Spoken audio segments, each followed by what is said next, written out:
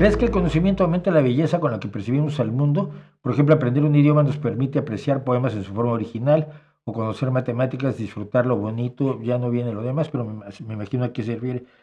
Yo creo que sí. Y esto va con algo que decía Feynman también, ¿no? El hecho de que yo conozca cómo funciona una flor, por qué existe una flor, por qué se ha desarrollado evolutivamente este proceso tan extraño para lograr la polinización de una planta, ofreciendo flores que luego se convierten en frutos para que las semillas se esparzan. Y la fruta es un pretexto para que un animal se lleve las semillas lejos de donde está la planta madre, se come el tomate o la manzana o lo que fuere, y luego va y lo deposita con sus heces fecales en un lugar lejano y es una forma de reparto de semillas que tienen las plantas, es una estrategia curiosa. Saber todo eso no hace menos bonitas las flores ni menos sabrosos los tomates.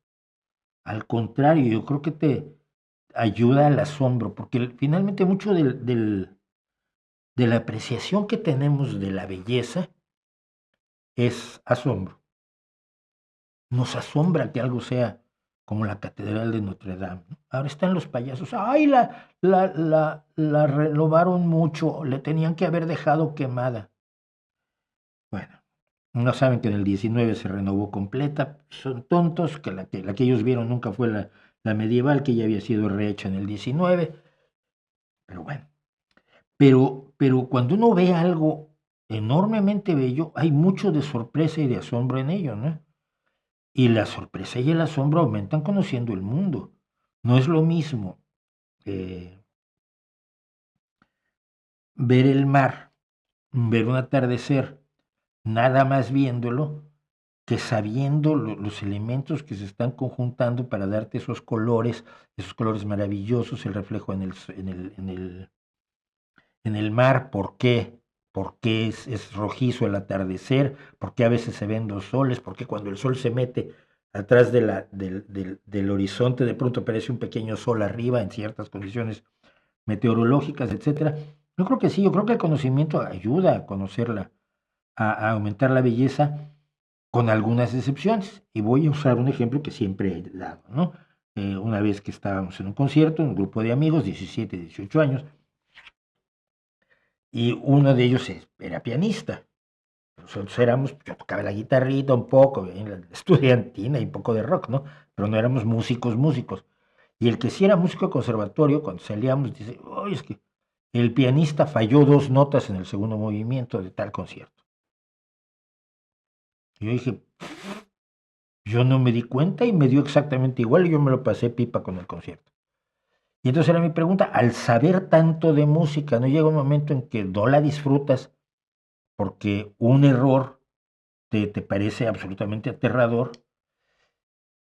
Y me decía este mismo compañero, dice, sí, pero eh, cuando lo hacen bien, probablemente lo disfruto más que tú. Tienes un punto allí. Entonces nunca llegamos a saber exactamente qué. Yo siento que sí, yo a veces veo a gente que reacciona y dice, y reacciona a la música como con la plantilla, ¿no? Bueno, pero es que esta es una estructura de una canción muy sencilla con verso, precoro, coro, verso, precoro, coro, puente, coro. Y entonces, pues no me emociona porque no tiene nada novedoso. Si la canción es maravillosa, si la música es magnífica, si la letra es profundísima, si está magníficamente bien interpretada, si la cantante tiene una voz extraordinaria y la maneja muy bien, si el solo de guitarra es delicioso, si la batería y el bajo están haciendo todo lo que tienen que hacer, todo eso te lo pasaste por alto porque estás fijándote en la parte de la teoría que conoces, ¿no? A mí me preocupa eso a veces el conocimiento. Y yo creo que alguien que se burló, voy a terminar con esto, alguien que se burló mucho de eso fue Edgar Allan Poe en una pieza que se llama La filosofía de la composición, donde explica cómo hizo El Cuervo. Y yo no le creo, al principio le creí, me enojé mucho con él, porque decía que quería hacer algo donde pues, una ave hablara, pero esa ave no podía ser una guacamaya, un papagayo, porque pues, como que no es muy serio ni muy tremendo para dar un mensaje grave, ¿no?